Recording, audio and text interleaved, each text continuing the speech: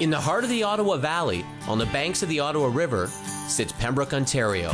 The once thriving downtown core of Pembroke has become tired and silent.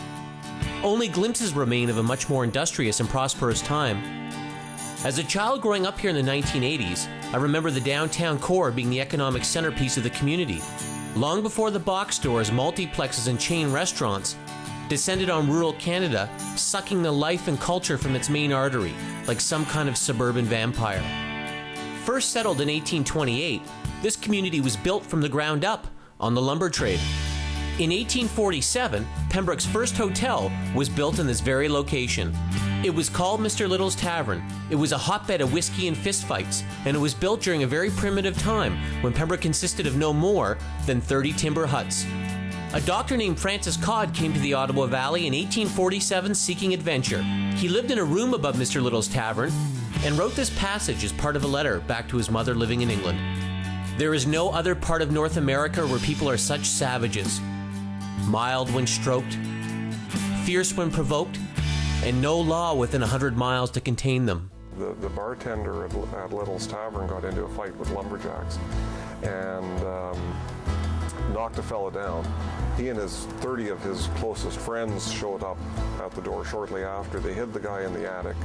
The lumberjacks were threatening to burn the hotel down, and it was with the greatest difficulty we talked them into not burning it down, Codd writes. He said, the bartender now goes about town with my pistols at the ready to defend himself. The lumber trade arrived in the Ottawa Valley long before the Northwest Mounted Police decided to show up, resulting in a completely uncontrolled social situation. By 1900, there was more than a dozen hotels lining the downtown core of Pembroke. As the community grew, the larger brick hotels began to evolve into multifaceted businesses. The larger Pembroke hotels served as commercial complexes and places of trade. Merchants would travel by rail with large quantities of goods to be displayed in showrooms and sold to local vendors.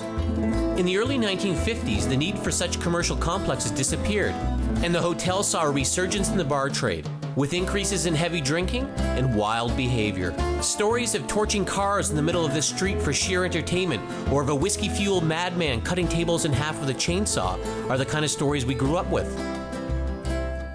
I think the greatest stories will come from the 1960s and early 70s.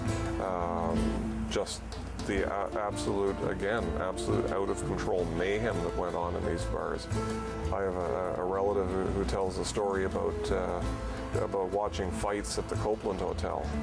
Sees one of Pembroke's finest coming down the hill from the lockup, which was just at the top end of the Copeland Hotel. Walks into the ladies and gents entrance, door closes, and a couple of seconds later the door lands flat on the sidewalk with a body on it. And the cop walks out of the bar with one guy under one arm, picks the fella up off the door, puts him under the other arm, and carts the two of them up the hill to the lockup to dry out. All of the Pembroke hotels had a rich tradition of live music several nights a week.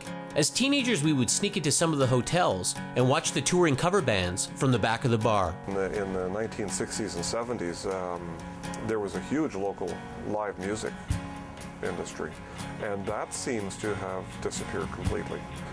And that impacted the hotels, because when I was a teenager in the 1970s, we would go out on a Friday night and we would bar hop and we'd go see the bands. At 1 o'clock everybody went to the Acadian for French fries and gravy, and carried on the night at Fred's, which never closed.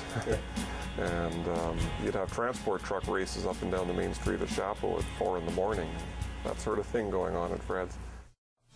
I was only 15 years old when I got served my first beer in a Pembroke hotel. On a dare, me and a friend entered the Hillsborough and spent 2 hours drinking with some World War II vets. When they finally realized we were underage, they asked us to finish up our drinks and take it on down the road. The drinking culture in the Ottawa Valley